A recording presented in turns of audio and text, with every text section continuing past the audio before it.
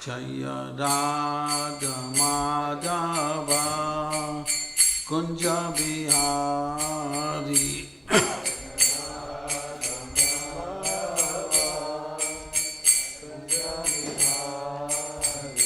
Jaya Radha Madhava Kunja Bihari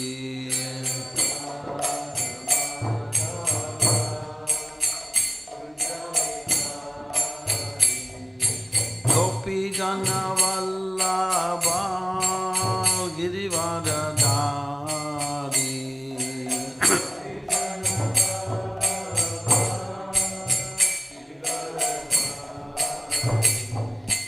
Gopi Jana Vallabha Girivardhari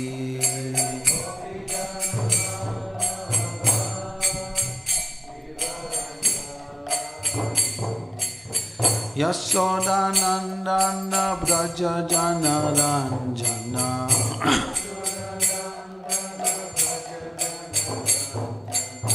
Yashoda Nandana Braja Jana Ranjana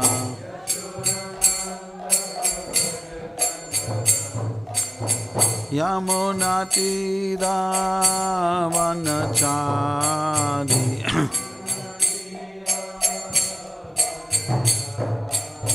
Yamuna Tira Vanachari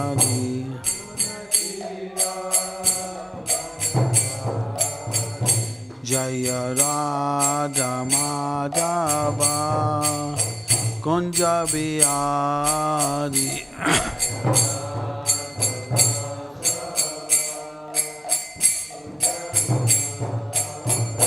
Jaya Radha Madhava Kunja Bihari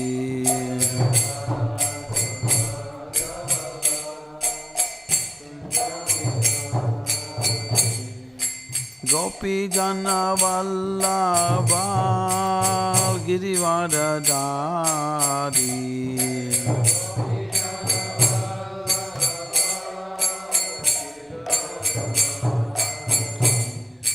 Gopi Jana Vallabha Girivardhari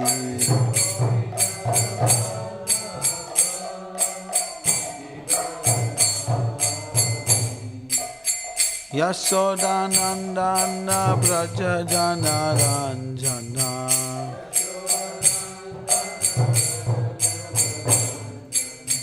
Yashoda Nandana Braja Jana Ranjana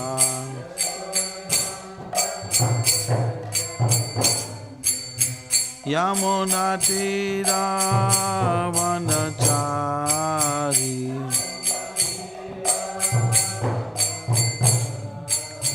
Yamuna Tira Vanachari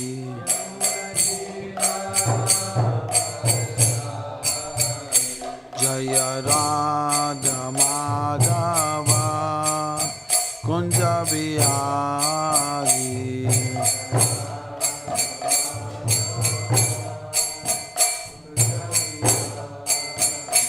Jaya Radha Madhava Kunja Bihari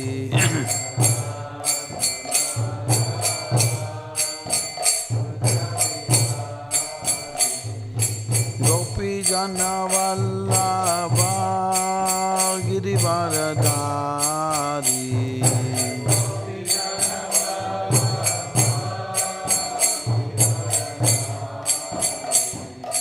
Gopi Jana Vallabha Girivardhari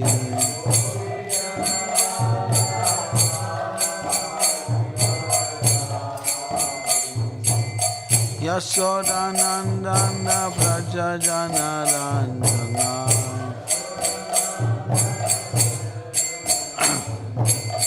Yashoda Nandana Braja Jana Ranjana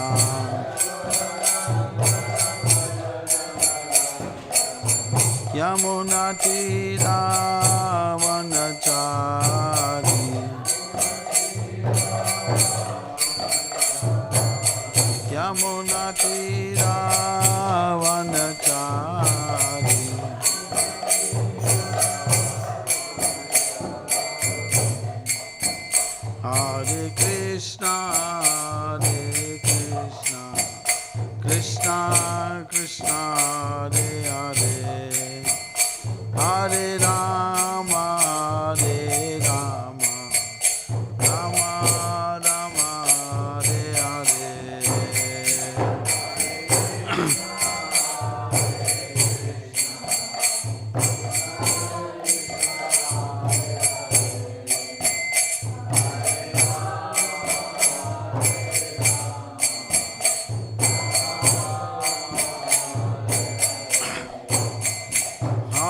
Krishna, Hare Krishna, Krishna Krishna, Hare Hare, Hare Rama, Hare Rama, Rama Rama, Hare Hare.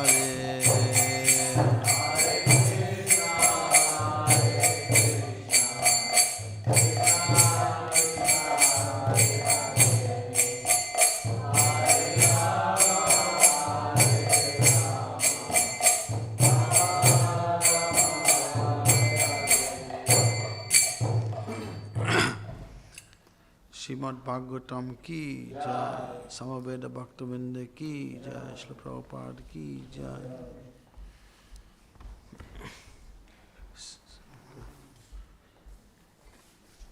The board is ready or?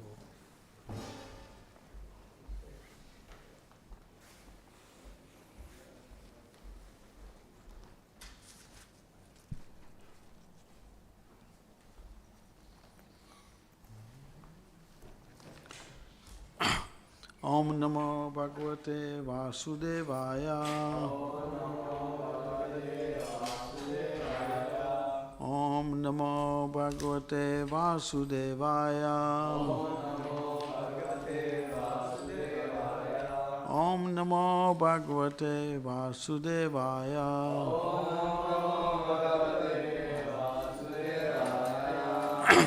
Today reading from Srimad Bhagavatam.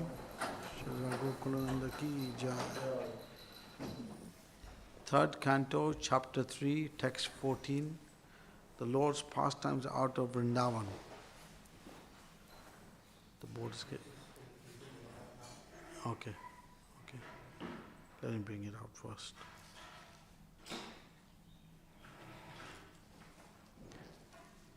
You can put this on the side.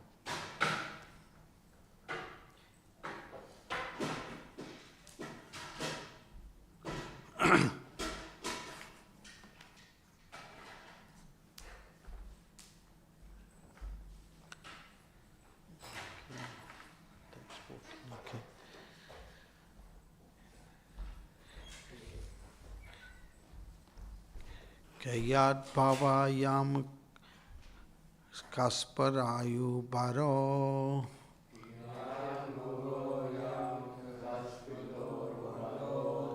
Kaya Bua Yam Kaspira Baro Yad Drona Bhishma Juna Bhima Mulai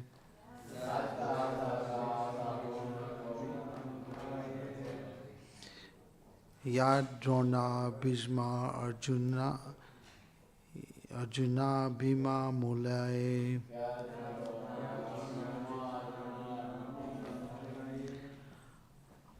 Astadaksanani Hinkina Mad Asmai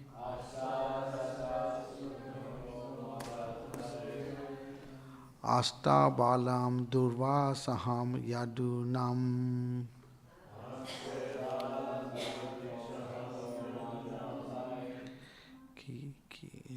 Kiyet Bhuvayam Kisparato Baro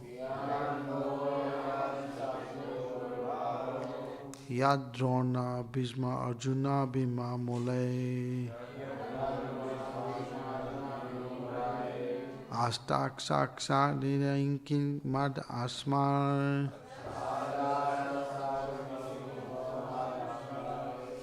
Asta Balam Duvasaham Yadunam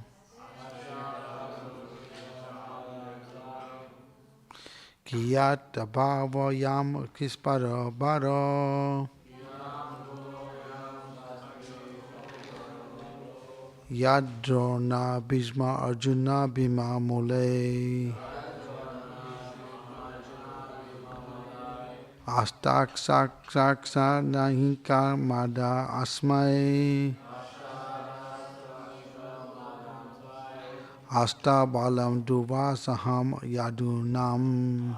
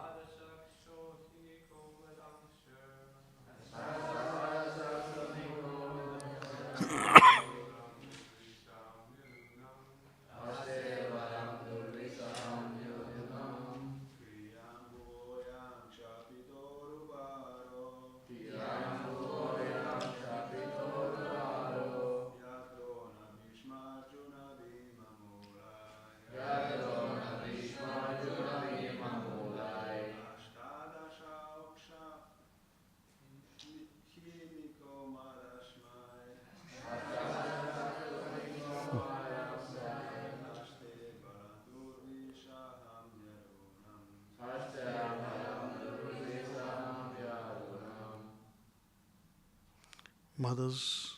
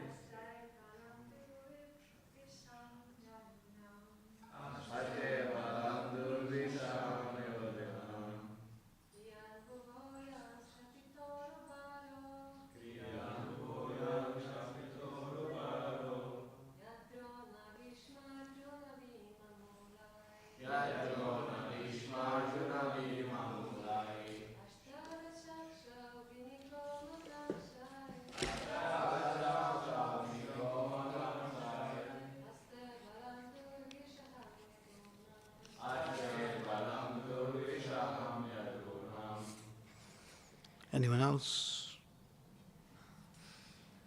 Okay. Okay, word for word. Kian, what is this? Bhuva of the earth. I am this. Kispita updated. Uru, very great. Bare, burden. Yat, which. Drona, Bhishma, Arjuna, Bhima, Mule, with the help. Astakdas, 18. Akshohinike, phalanxes of military strength. Vida, it says the verse of the Bhagavatam 1:16-34. Mat asme, with my descendants. Aste, are still there. Balam, great strength. Tuvasaham, unbearable. Yadunam, of the Yadu dynasty. Translation purport by His Divine Grace, A.C. Bhaktivedanta Swami Prabhupada. After the end of the battle of Kurukshetra, the Lord said, the abandonment of the earth's great burden, 18 Akshahinis, has now been effected with the help of Drona, Bhishma, Arjuna and Bhima. But what is this? There is still the great strength of the Yadu dynasty, born of myself, which may be more unbearable burden. Srila Prabhupada's purport. It is a wrong theory that due to an increase in population, the world becomes overburdened and therefore there are wars and annihilating processes. The earth is never overburdened. The heaviest mountains and oceans on the face of the earth hold more living entities than there are human beings, and they are not overburdened. If Confucius were taken, what's it called? Celsius. Okay. If Celsius were taken, if census were taken of all the living beings on the surface of the earth, certainly it would be found that the number of humans is not even 5% of the total number of living beings. If the birth rate of human beings is increasing, then the birth rate of other living beings is increasing proportionately. The birth rate of the lower animals, beasts, aquatics, birds, etc. is far greater than that of human beings. There are adequate arrangements for food for all living beings all over the earth by the order of the Supreme Lord, and He can arrange more and more if there is actually a disproportionate increase of living beings. Therefore, there is no question of an increase in population. Therefore, there is no question of increase of population causing a burden. The earth became overburdened due to dharma glani, or irregular discharge of Lord's desire. The Lord appeared on the earth to curb the increase in miscreants and not the increase of in population, as is wrongly put forward by mundane communists.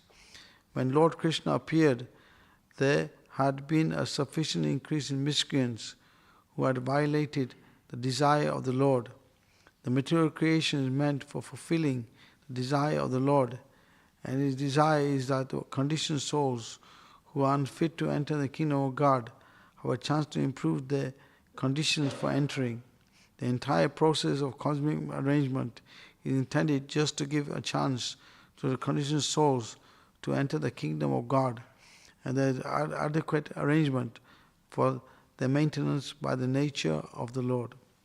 Therefore, although there may be a great increase in population on the surface of the earth, if people are exactly in the line with God consciousness and not miscreants, such a burden on the earth is a source of pleasure for her. There are two kinds of burdens. There is the burden of beast and the burden of love. The burden of beast is unbearable, but the burden of love is source of pleasure. Srila Vishwanath Chakravarti describes the burden of love very practically.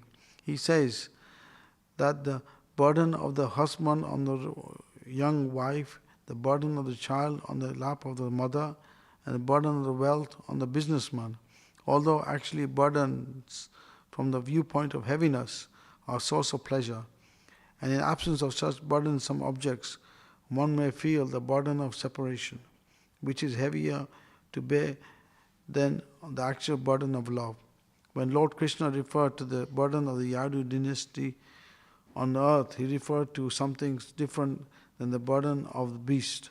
The large numbers of family members born of Lord Krishna counted to some millions and were certainly a great increase in the population of the earth. But because all of them were expansions of the Lord Himself by His transcendental planning expansions, they were a source of great pleasure for the earth. When the Lord referred to them in connection with the burden on the earth, He had in mind their immediate disappearance from the earth. All of the members of the family of Lord Krishna were incarnations of different demigods, and they were to disappear from the surface of the earth along with the Lord. When he referred to the unbearable heaviness on the earth in a connection with the Yadu dynasty, He was referring to the burden of their separation. Srila Jiva Goswami confirms this in reference.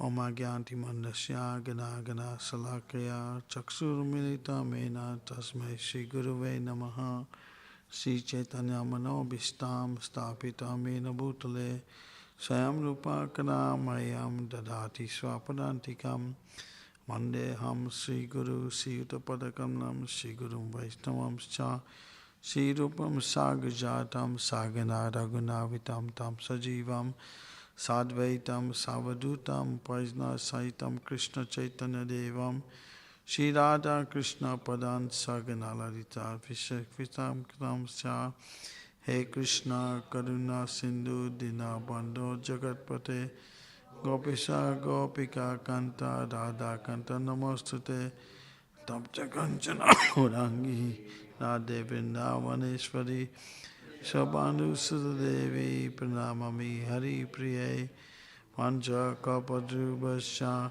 Kripa Sindhu Bevicha Patinam Pavanebhyo Vaishnavibhyo Namo Namaha Jai Shri Krishna Chaitanya Prabhu Nityananda Sri Advaita Gadada Srinivas Hari Gaur Bhaktavinda Hare Krishna Krishna Krishna Hare Hare Hare Ram Ram Ram Hare Hare. So I'll tell a story in the beginning of the class, a burden of love. So one time Srila Prabhupada, he met someone asked Prabhupada, a rich man asked Prabhupada in Gujarat or somewhere in India, that why are you opening so many temples? There's so many temples are there, why opening other temples? So Prabhupada saw a woman next to him and he asked, who is this woman? And he said, this is my wife. So Prabhupada said, why did you marry her? There's so many women you can be with, why did you marry her? And then Prabhupada said, who is that child? He said, that's my son. So Prabhupada said, you can get so many orphans to adopt as your child. Why do you have to go to the burden of looking after a wife and child? So Prabhupada gives the example saying that in the same way, although so many temples are there, but we are making our own temples to give as a devotion to Krishna.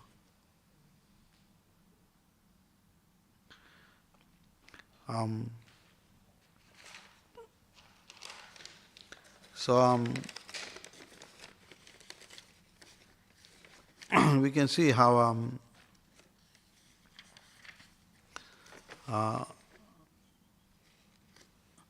the burden on the earth is due to mismanagement. Nowadays, what they do is they grow so many, the government leaders, they grow so many grains to feed the animals, just to kill the animals for food.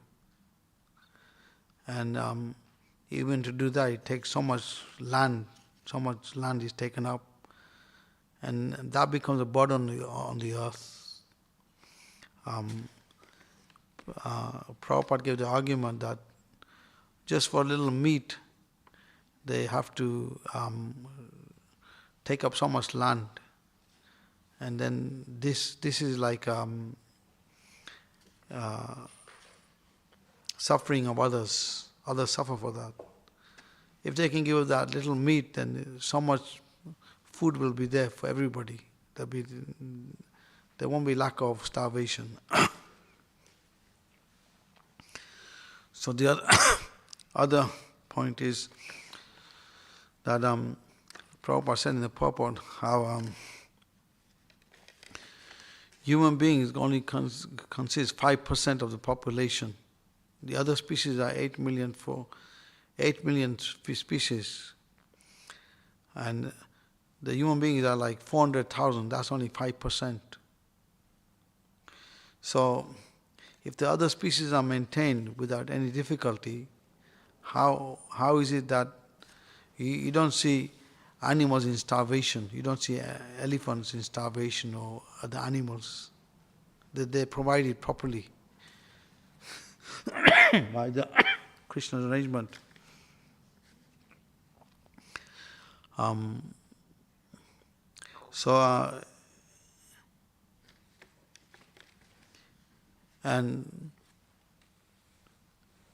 they gave this argument to Prabhupada. India is a place of poverty. So Prabhupada said so much opulence is there in India. People are following culture, spiritual practices, opulent buildings. Only thing is, because people have taken to the Western way of life. They've given up the spiritual practices and they've taken to the practices which have no spiritual practice, no spiritual understanding behind it. Like Prabhupada said in the Chaitanya Charitamrita, he comments how the Quran and the Bible, they're not eternal scriptures. They were given at a certain point in time to uplift certain class of people, but they're not eternal scriptures. And one time some devotees, they defeated a Christian priest on the basis of the Bible. Prabhupada told them afterwards, he said, better we use our own scriptures, because their scriptures are always changing. So we can see from this how Prabhupada was more into how the scriptures coming from the acharyas, how we refer to them. Srimad Bhagavatam, Bhagavad Gita, Chaitanya Charitamrita. So this and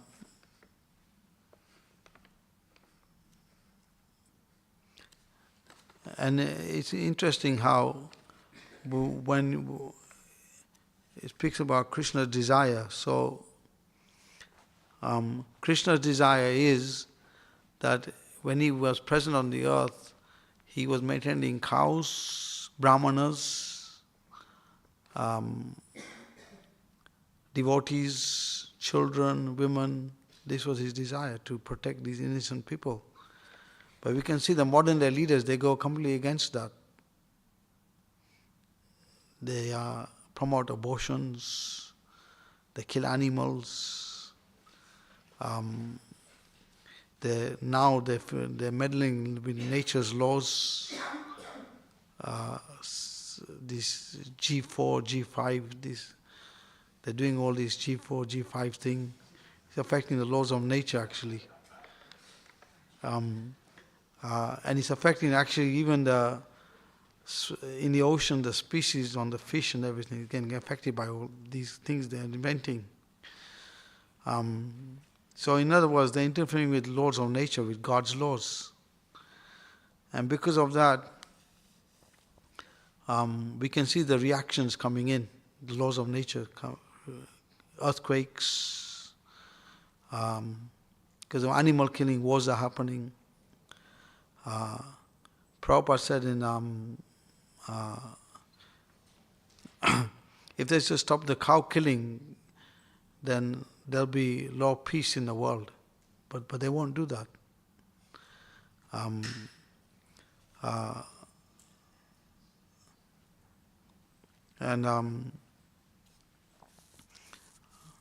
read in this book, The Destruction of Modern Civilization, Sahadev Das. He explains how civilizations only last up to 100 years. So this civilization which happened, which is the industry and all this modern technology, it started in 1930s.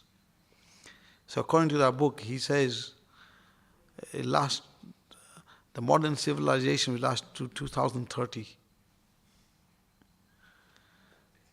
And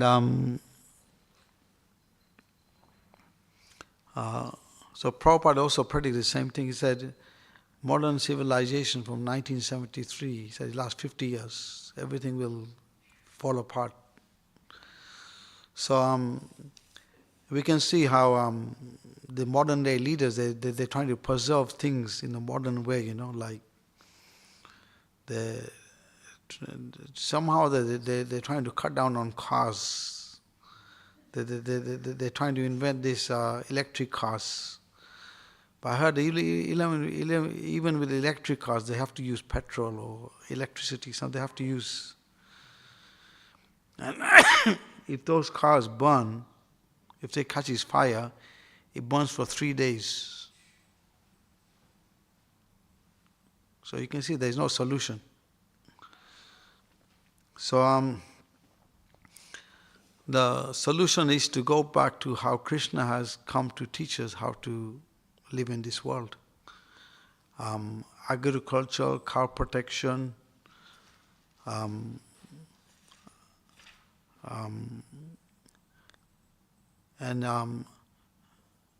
also the education which they are teaching now in modern society is not anything to do with spiritual advancement. It's based on even the stories they give in schools and like it's all mythology. There's no foundation behind it.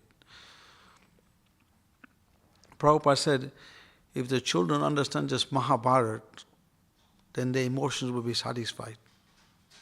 Mahabharata satisfies all your emotions. So I was in a library in Kingsbury and looking at the books, and one of the books it says about the Mahabharata, they say mythology. So you can see how they misguide people by giving these mythology names, like fairy tales. But if we really study the history, we'll find actually the Shastras are realities. They're not just stories. And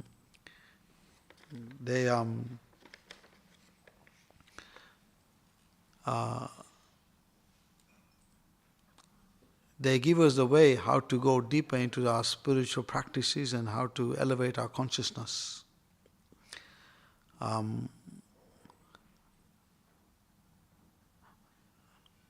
was doing door-to-door one time in London somewhere. I met these Muslims. I was dressed in like this in dhoti, and they came to me and they said, why don't you join our camp? So I gave them the example of the sun, 3 aspects: sun God, sunshine, and the sun planet. I said, from your point of view, you're worshipping the energy. You have no conception of God as a person. Whereas we understand God as a person, and He has many names. So one of them admitted, he said, your practice, I tried it, it's very difficult.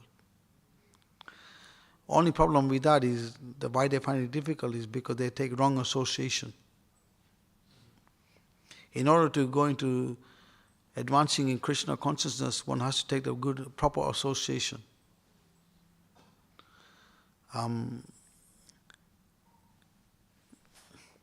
the example is there in... so even with devotees, one has to be careful who we associate with.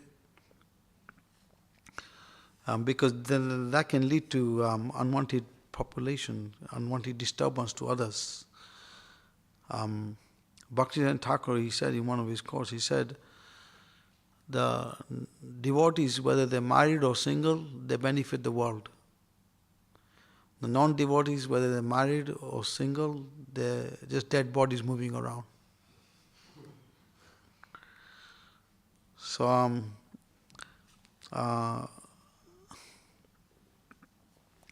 and another point mentioned here about the Yadu dynasty, Prabhupada was saying in one of his lectures, the Yadu dynasty was very powerful, that even they could not stay. Krishna removed them. So people who are trying to stay in this world as a permanent settlement, what chance do they have? They have no chance. Because they are insignificant compared to the Yadu dynasty. And Yadu dynasty was very powerful. Even demigods feared them, like in terms of Jai, Shishi Radha Gokulana, Sitaram Lakshmana Gonitai Ki Jai. It said that the Yadu dynasty, they brought the assembly hall of Indra to Dwarka. And he said anyone who entered that hall, he would not be affected by birth, death, old age and disease. And he wouldn't be affected by thirst, hunger.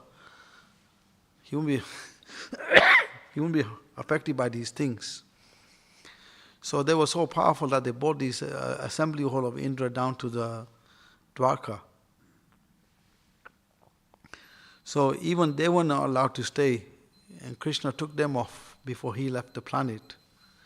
So what chances do normal living entities have who are trying to make permanent settlement here?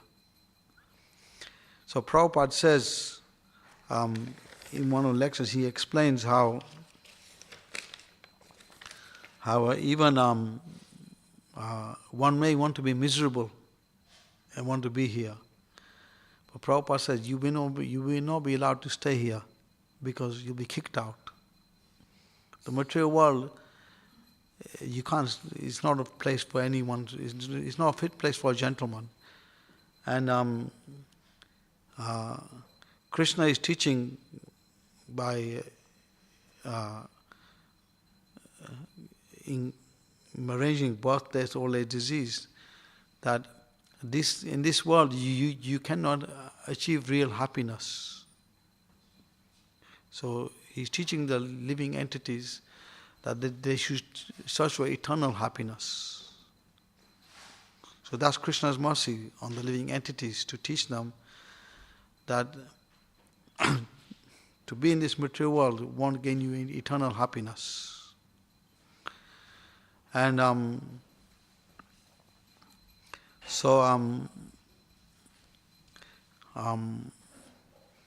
Prabhupada speaks about the burden of love. So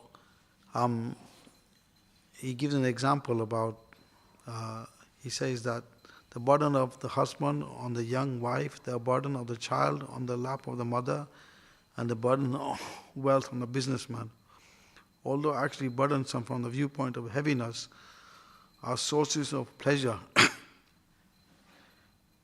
And the absence of such burdensome objects, one may feel the burden of separation. So,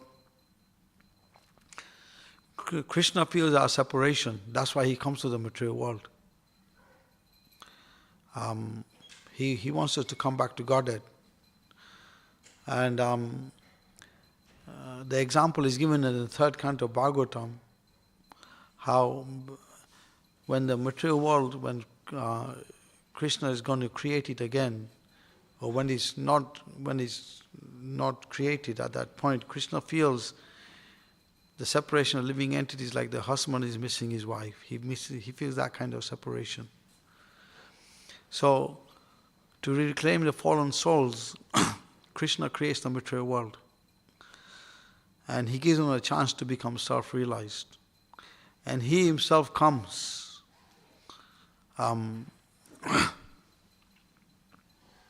Prabhupada gave a crude example. He said, just like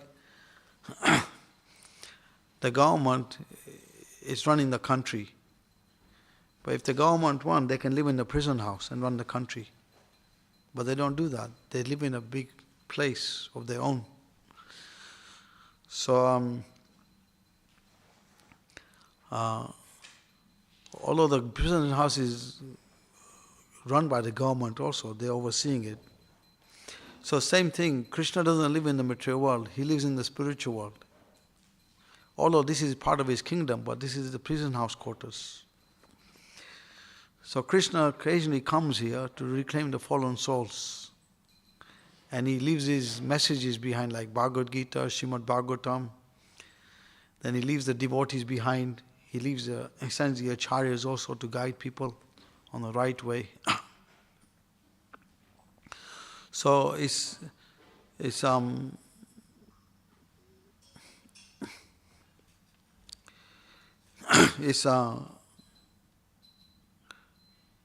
Krishna is always present in the material world in four different ways.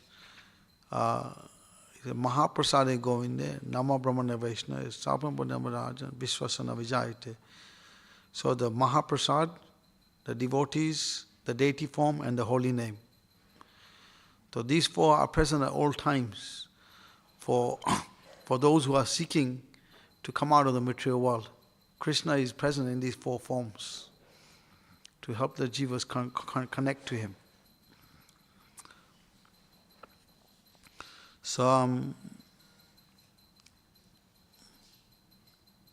So in order to lighten the burden of the earth, is the duty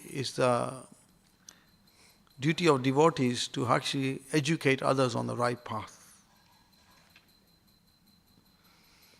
So by educating others, then the burden on the earth will be lightened. So it was mentioned in today's Namamrita how in previous times they used to do animal sacrifices and sadhus used to be able to curse people, they used to die. But because of Kali Yuga, these things have no potency. So the only thing which has the benefit is to chant the holy name and educate the masses of people. Give them prasad and educate them through the scriptures. Show them the real life of a devotee, what the real life is. Because Srila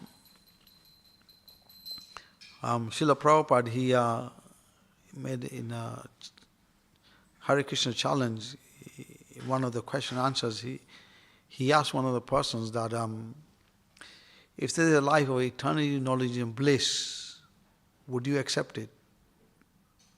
Because the body we have is temporary, is full of ignorance, and full of misery. So if someone's offered that life of eternity, knowledge and bliss, he asked this person, would you accept it? And the person said, yeah, if it was there. So Prabhupada gave the point. He said, this is what we are doing in the in the Hare Krishna temples. We're educating people on that life of eternity, knowledge and bliss. So if you follow the lifestyle which is given, sadhana bhakti, you follow this lifestyle, then you'll attain the eternal knowledge of eternity, knowledge and bliss. Any comments or questions?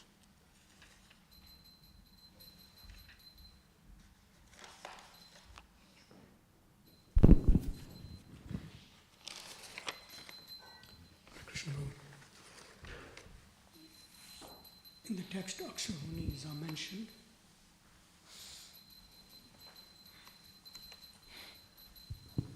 And we also know that there are something like 614 million warriors in the battlefield of Kurukshetra.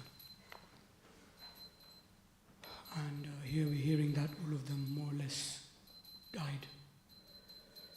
And Akshahuni's generally calculation is given in the first canto, something just over 200,000 warriors, something like that, or maybe even a little more. But nowhere it adds up. If we put 18 Akshahunis together, nowhere it adds up to 640 million or something like that warriors. I don't know if you or other devotees know if there's any other calculation of Akshahuni. Well, when Krishna killed, he fought with Jarasandha 18 times. This is in, I read in the Bhagavatam, 10th canto, also, Krishna killed 23 Akshahunis. He fought Jarasandha 18 times. This is in connection with Shishupal, when with Rukmini. When Krishna kidnapped Rukmini, then Shishupal felt dejected. So then Jarasandha, he pacified Shishupal, saying that I fought with Krishna 18 times, 70 times I lost, the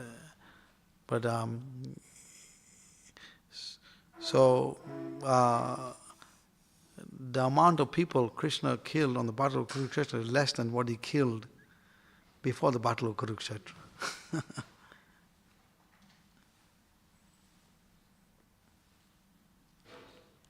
23 Akshahunis is mentioned, 10th canto is mentioned like that. This is Jarasandha, is pacifying Shishupal. I had 23 Akshahunis soldiers, chariots, but I got defeated, but still I'm not despondent, because One time I'm still carrying on because one time Krishna cheated Jarasandha thinking that he had defeated him. When he, so I'm not very good at this calculation, but I'm giving you an understanding on the amount what Krishna killed in the Battle of Kurukshetra is less than what he killed before the Battle of Kurukshetra.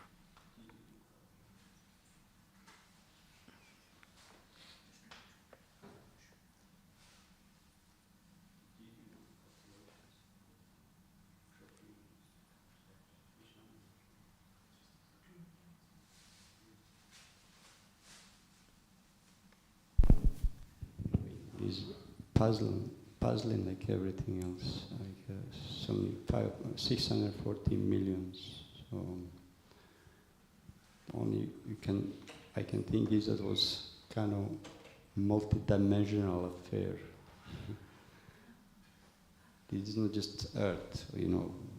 It's insane to say that this is small Kurukshetra field in India, which is like, I don't know, a few square miles, something can fit so much.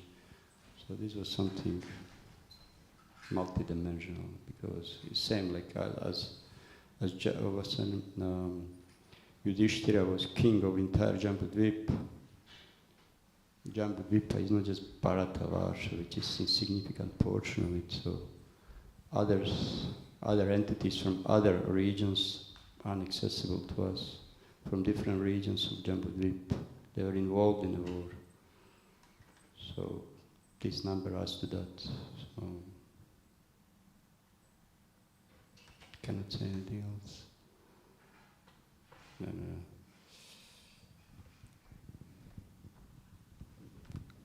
Any other questions, comments?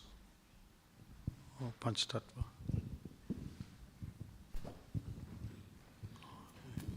I just wanted to ask about, like we do see that some there's animals which don't seem to have their needs provided for. Animals which are perhaps due to, well, we hear the narrative that it's due to human activity. These animals, their loss of habitat, loss of, sources of food, etc. So how to understand this from the perspective of Bhagavatam? This is karma bhumi, this earth planet is karma bhumi, where karma happens. So animals don't take karma, they're just burning off karma, from my understanding. So they're evolving to higher species.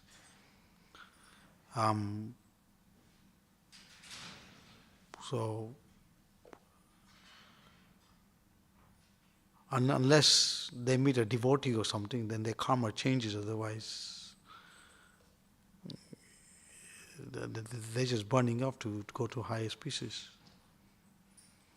Prabhupada says in the 5th Canto of Bhagavatam about evolution, how Darwin's theory is that he just took things out of the scriptures to make his own philosophy, but evolution happens from the monkeys, the lions and the cows. So those who are coming from monkey species, as humans, they're in mode of ignorance. Lion species, mode of passion. Cow species, mode of goodness.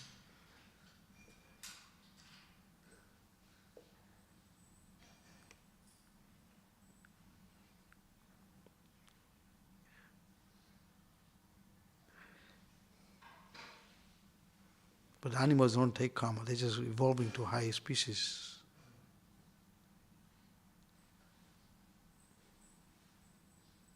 Anyone want to answer?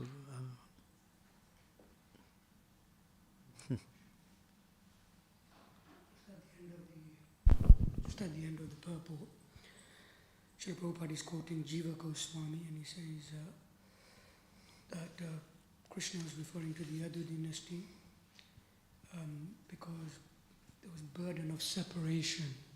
I'm just trying to understand that statement. Oh. That he was referring to the burden of separation in reference to the Yadu dynasty. What does that mean? I don't know.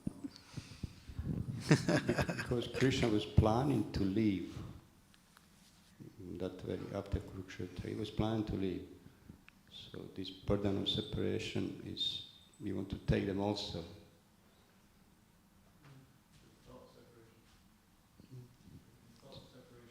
Sorry? Total separation, yeah, total separation. So he was planning to go, so we take them also with him as well. So. Also, the other point is, after Krishna had left, if they were staying here, they would have created disturbance on the earth. Yeah, of course. But here is mentioned specifically burden of separation from Yadu dynasty. So he was planning to leave. So the one aspect is you want to take them also. And also demigods to resume their positions to manage the affairs of the universe. It was over, go on. Yeah. Any other questions, comments? Antaraj Srimad Bhagavatam ki jai, Prabhupada ki jai.